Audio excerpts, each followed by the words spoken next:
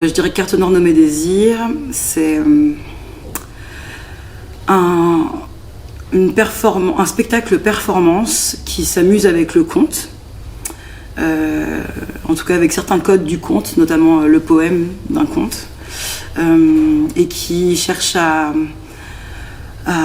interroger le comment on se construit en tant que femme noire quand on vit en Europe ou en tout cas dans des pays majoritairement blancs qui ont une histoire avec la négritude, voilà, qui ont des clichés, des stéréotypes. Militants, non, mais engagés, oui. Engagés avec des lignes politiques assez claires, de vouloir à la fois aborder les questions de qu'est-ce qui nous a contraints et construits en tant que femmes noires dans ce monde occidental, mais aussi dans nos communautés noires qui sont diverses, du coup, selon les origines et selon les familles et les classes sociales. Et voilà, et aussi nous, avec ce qu'on est, nous, et nos sexualités, nos religions, nos âges, voilà, qu'est-ce qui nous a construit, quels sont nos repères, nos modèles. Donc c'est foisonnant. Je dirais le nord de la France, la Picardie, je dirais des parents martiniquais qui sont arrivés en France mais nous ont pas bien donné le contexte de comment ça s'est fait et que je l'ai appris, je pense un peu plus tard, vers la trentaine, quand j'ai commencé à interroger notre place en France. Ce qui m'a construit, c'est énormément la télé, la publicité, la variété, la pop musique, le R&B et tout. Et donc ça, c'est des choses qu'on retrouve pas mal dans le spectacle.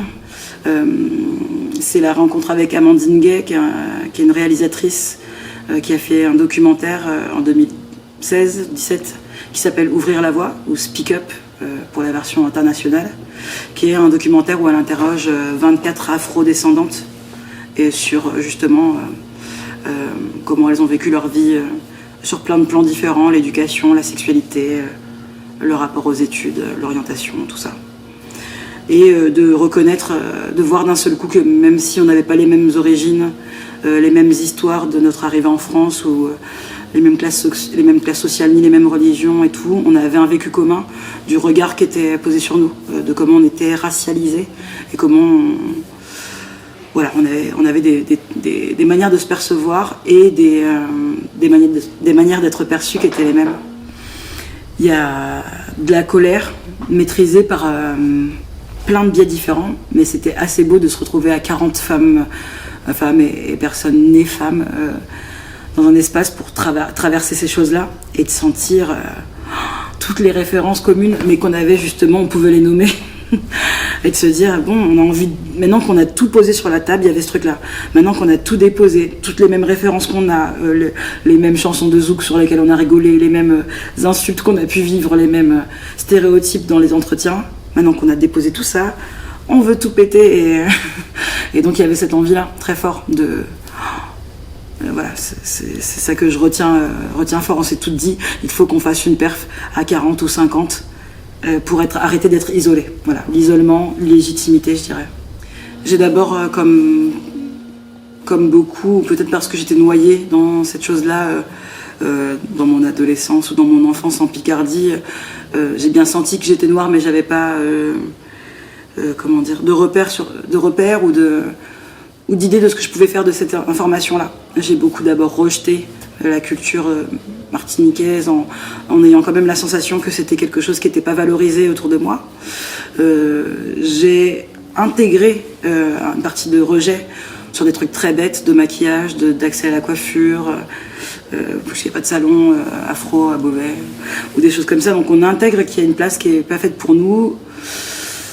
Mais et dans le théâtre, j'y ai trouvé un espace où j'avais cette sensation qu'on pouvait tout faire, tout jouer, que je pouvais jouer un homme, que je pouvais jouer un héros antique, et on m'a permis ça, et on m'a laissé beaucoup de place à cet endroit-là de troupe.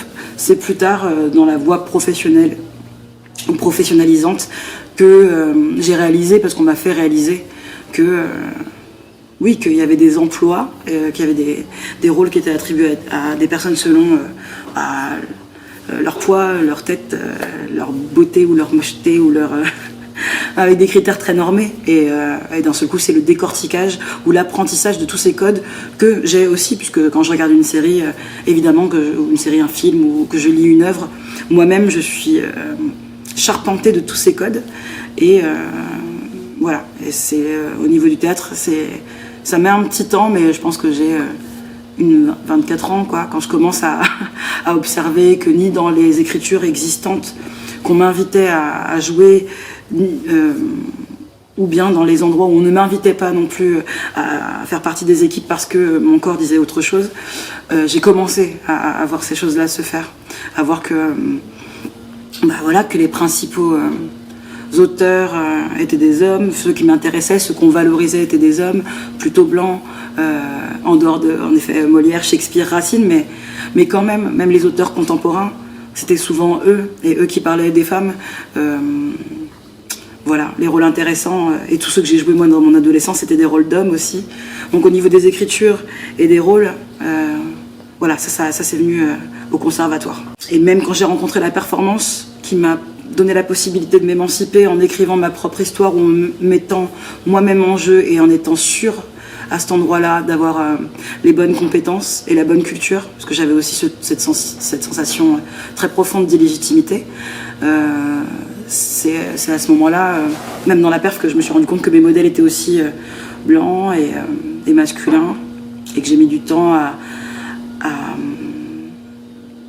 à d'abord me construire moi. Là maintenant, j'aimerais bien aller chercher justement dans les archives, ou aller chercher ailleurs d'autres références qui ne seraient pas Castellucci, Garcia ou Marina Abramovic, mais voir si... Parce que je suis sûre que ça existe, c'est juste que j'ai pas les noms. Voilà. Écrire un récit, c'est poser un point de vue sur le monde. Inventer un rôle, c'est quand même construire. Ouais, c'est dire beaucoup en fait. C'est énorme l'écriture. Je m'aperçois parce que moi-même là j'écris parce qu'il n'y a pas le choix, donc j'écris. J'ai l'impression en tout cas de ne pas avoir ce choix, donc je me dis allez, on écrit. Il faut produire de nouveaux récits. Il faut changer le focus, le point de départ. Je crois qu'on voilà. Ça, c'est hyper important, le regard situé sur les choses. Donc voilà, et au niveau de qui dirige, parce qu'après, d'un texte de Leonora Miano, ou d'un texte de, je ne sais pas, d'Eva Doumbia, ou voilà, en tout cas de dramaturge ou d'autrice noire, quelqu'un peut poser un regard et dire tout l'inverse. Donc c'est hyper important, voilà, ces places-là. Et je crois aussi que si les actrices, acteurs noirs... se permettent un peu plus de dire que quand on leur donne un rôle qui est censé être pour eux, ils peuvent négocier, débattre, discuter et être écoutés et pas juste instrumentalisés, parce que du coup il y a beaucoup aussi ce réflexe du coup de mettre des noirs, des arabes, et des asiatiques ou des personnes queer ou des personnes handicapées dans les spectacles de plus en plus pour devenir socialement, politiquement corrects. Mais que ça se fait souvent aux dépens, parce que les questions de pouvoir n'ont pas été discutées, les questions de domination non plus. Donc il faut se lever dans le projet de l'autre, comprendre qu'il est bienveillant, qu'il veut absolument bien faire, et c'est très très dur à l'intérieur d'un projet quand on est seul à se débattre avec ces questions, de quelqu'un qui veut sauver le monde et qui veut bien faire et qui n'a jamais de mauvaises intentions. J'ai une écriture assez impulsive, assez premier jet, qui était beaucoup basée sur l'anecdote et sur une écriture de l'intime. Et puis pour ce projet-là, je me suis aperçue qu'il fallait peut-être sortir du documentaire, et que voire même ma personne, pour le coup, n'était pas si intéressante sur le sujet, qu'il y avait des vécus de femmes noires beaucoup plus, je sais pas si le mot intense, ou en tout cas plus visible en termes de problématiques. Et j'ai eu à cœur, c'est pour ça que le conte est arrivé, j'ai eu à cœur de me dire qu'est-ce qu'on vit en commun, et d'en écrire une sorte de proposition. Alors c'est pas essentialiste du tout, mais c'est en tout cas de faire un personnage commun de nous toutes. J'ai invité un peu, il y a Fatou Sibi qui est dans le spectacle, qui écrit une partie de sa partition, parce que j'avais envie qu'on puisse aussi se raconter qu'il y a l'écriture du spectacle, mais qu'à l'intérieur de ça, une compétence de survie, ou une compétence où on n'imagine pas des femmes noires, l'écriture ça en fait partie, la poésie ça en fait partie. De la même manière, j'ai invité une céramiste, une performeuse céramiste, ou une performeuse fakir, une performeuse de chant lyrique, à écrire un peu, à participer avec leur outil, avec leur outil, à participer et à écrire ce spectacle à leur manière. Mais j'avais besoin que le sujet écriture soit contenu par une pensée, donc la mienne a priori. En fait, ça déborde. Là, je sens que j'ai énormément changé dans l'écriture quand je me suis permise de lire des poétesses ou des poètes afro comme Aimé Césaire, comme Audre Lorde. Déjà ces deux-là pour ne pas en dire plus, mais qui m'ont autorisé à une écriture plus complexe, à une écriture qui soit... Je me suis moi-même beaucoup dévalorisée, donc il ne fallait pas que mon écriture soit inaccessible. Et à un moment, je me suis dit que j'avais aussi l'autorisation d'aller là où bon me semblait, et que j'avais le droit aussi à de la poésie, j'avais le droit à de la densité, j'avais le droit à quelque chose qui n'était pas explicite tout de suite. J'ai beaucoup d'images qui me débordent. Je suis quelqu'un qui fait beaucoup de métaphores tout le temps, parfois très très nul et parfois très à côté de la plaque, mais j'avais besoin que ça sorte, ce fouillis. Je suis très bordélique aussi.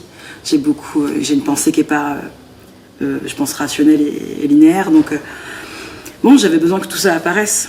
Et j'ai un vocabulaire très lié à la nourriture, ou très coloré, je ne sais pas, parce que j'ai beaucoup fait de maquillage artistique et c'est quelque chose qui me plaît énormément. Donc, j'ai besoin que tout ça soit présent. Comme un gros tas de problèmes et un gros tas d'images. Voilà. Ça change beaucoup. Ça change beaucoup et ça commence même justement à être il est même possible de diverger maintenant sur le sujet et de ne pas avoir qu'une seule personne référente. Il y a plein de gens qui ne sont pas d'accord, il y a une variété, il y a des différences de génération, de points de vue justement quand on croise les questions de classe sociale ou d'âge. Et bon, voilà, moi j'ai l'impression de pouvoir faire ma petite patte dans le théâtre. Voilà, avec ce sujet-là, de dire, bon, je fais une proposition. Je sais aussi qu'il y a Dorothée Mounianeza qui crée un spectacle qui s'appelle Maï, où c'est aussi une troupe de femmes afropéennes. Eva Doumbia, avant moi, dans Afropéenne, pour le coup, je crois, ou Blues pour Élise. Enfin, en tout cas, c'est chouette. J'aimerais ne pas pouvoir les citer sur mes doigts. Voilà, et que comme plein d'autres spectacles qui travaillent sur la condition humaine blanche d'hommes, voilà, d'une génération, il y en a tellement que je n'ai plus à compter et que je n'ai pas peur d'être sélectionnée que pour ça ou d'être invitée que pour ces choses-là. De me dire on est plein à prendre cette responsabilité, ne pèse pas sur mon dos le poids de répondre à toutes les questions ou à toutes les batailles qui concernent les femmes noires. J'aimerais qu'il y ait aussi cette précaution sur le fait qu'on fait un art qui est fragile, qui est vivant, qui bouge, qui réagit avec le monde, que forcément quand on a commencé, nous, il y a 4 ans, en 2017, entre 2017 et aujourd'hui, il s'est passé des tonnes de choses qui font que les gens sont plus disponibles ou plus énervés peut-être parfois, ou plus contre, voilà, mais en tout cas il y a quelque chose qui a bougé et toute la difficulté c'est de réussir à rester fidèle à mon urgence d'il y a 4 ans tout en m'adaptant à la situation d'aujourd'hui. Mais voilà, c'est plutôt un beau challenge. En tout cas j'ai beaucoup dans mon cercle en tout cas, beaucoup plus de soutien que de choses qui m'empêchent.